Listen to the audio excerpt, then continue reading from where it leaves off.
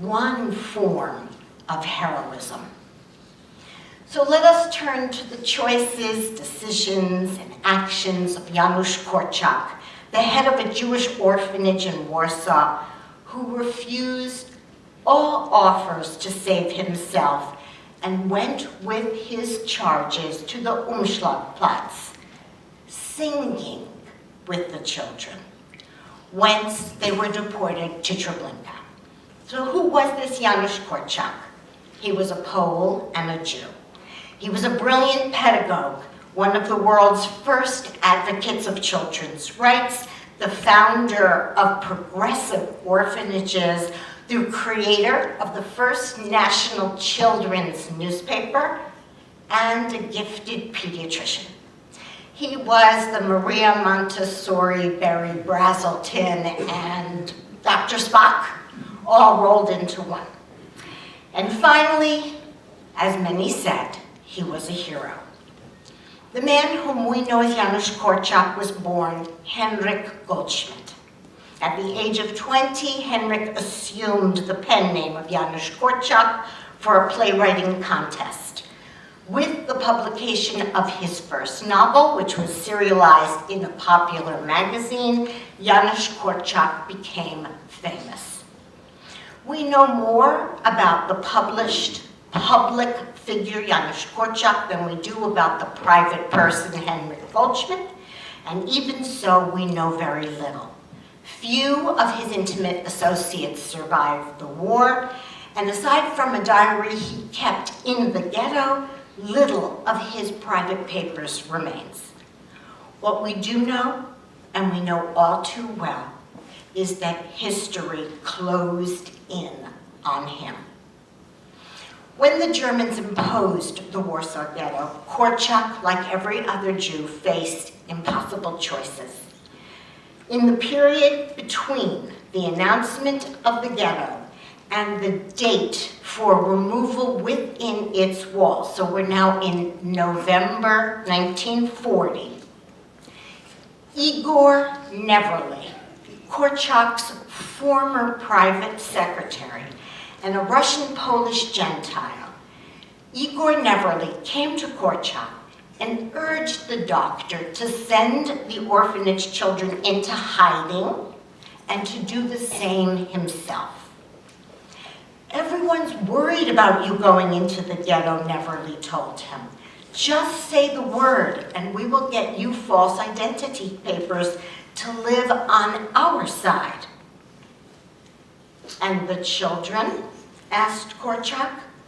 "We'll try to hide as many as possible in monasteries and in private houses."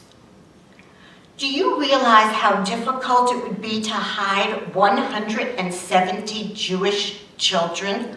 Korczak asked Neverly. "We'd try.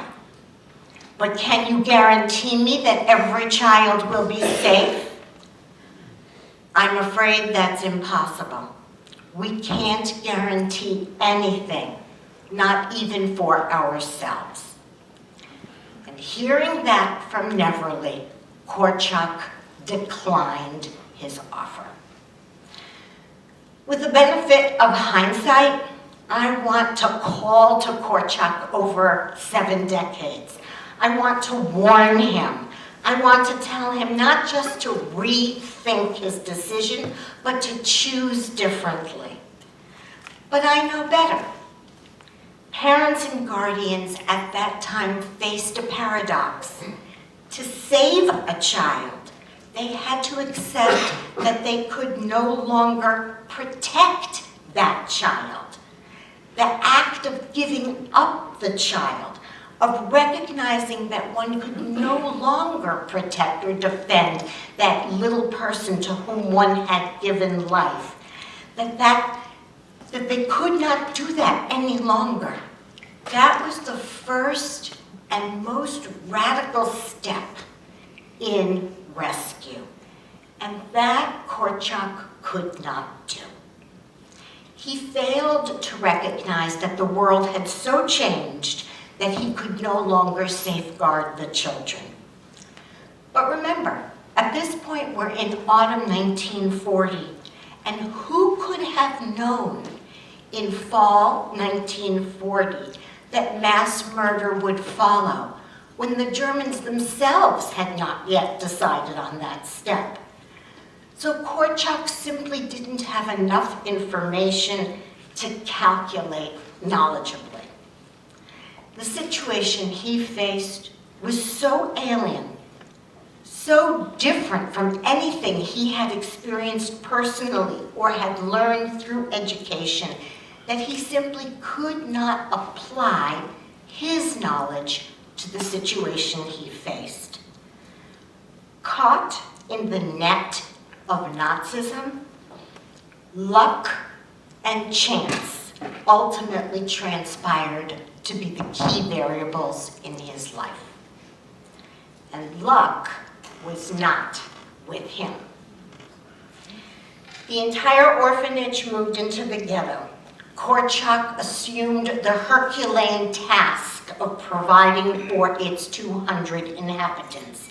With a sack slung over his shoulder, he traversed the ghetto with great difficulty, but equally great determination to obtain money, food, and fuel from his ghetto diary. I returned utterly shattered from the rounds. 7 calls, conversations, staircases, which were difficult for him to negotiate.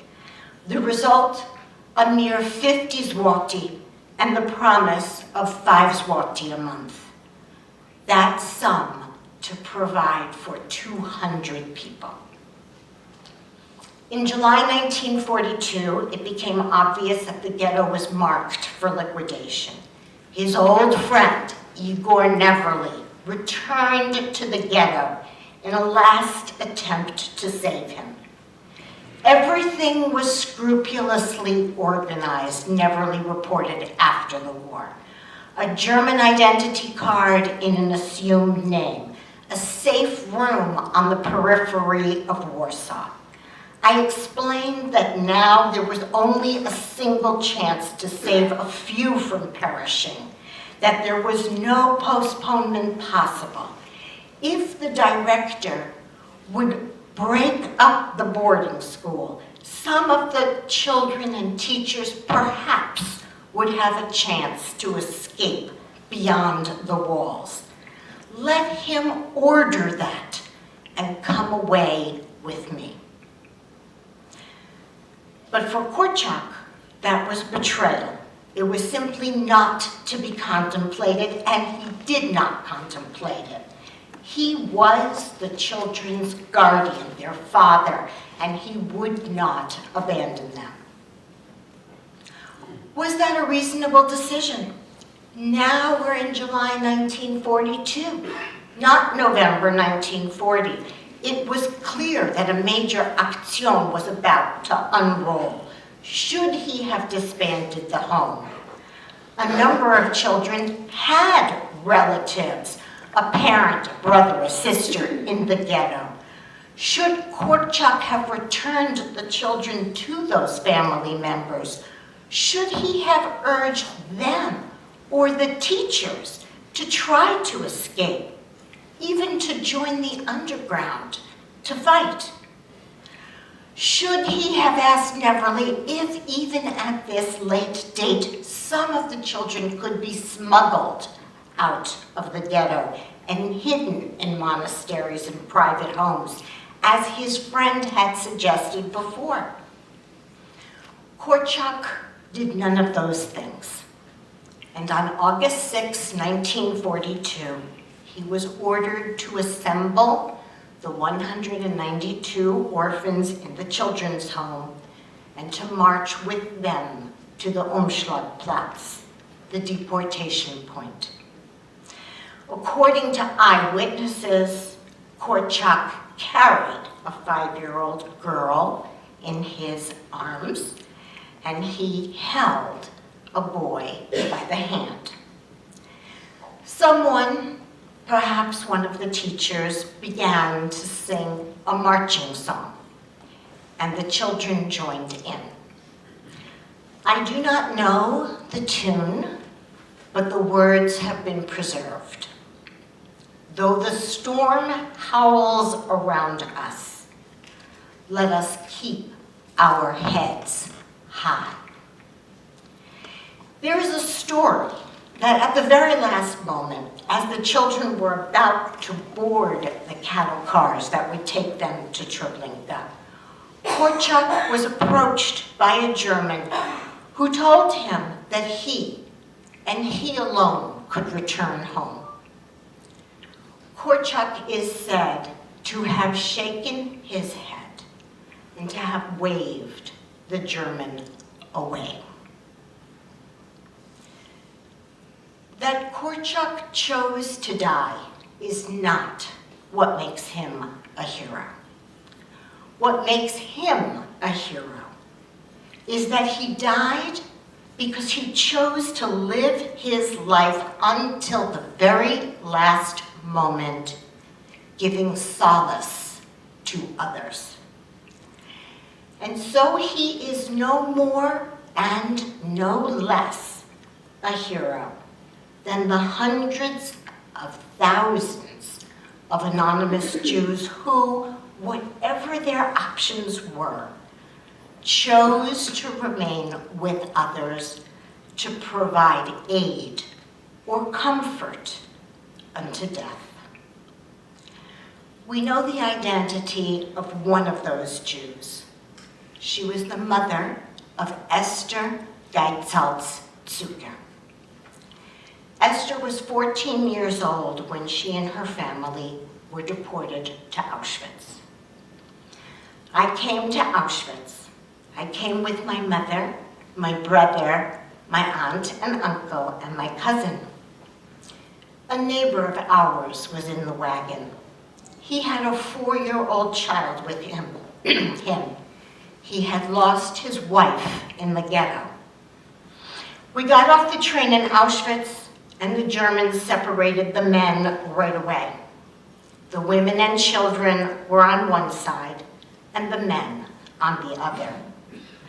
When we got off the train and they separated the men, this little girl, the neighbor's child, was left alone.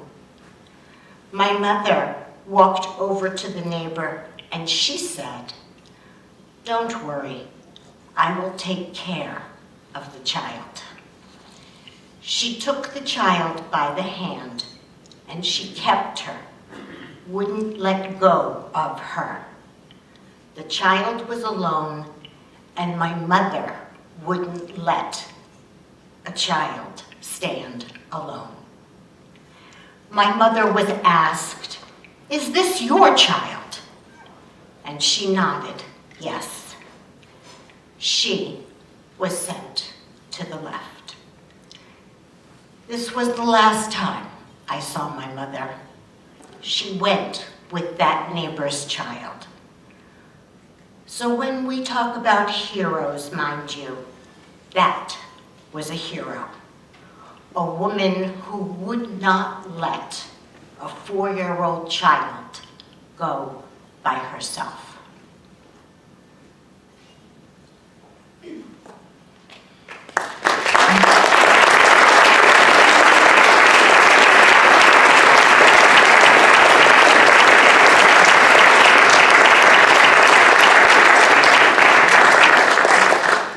We will take a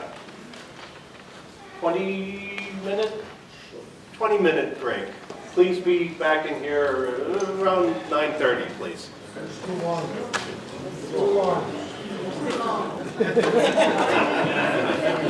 Shorter's better.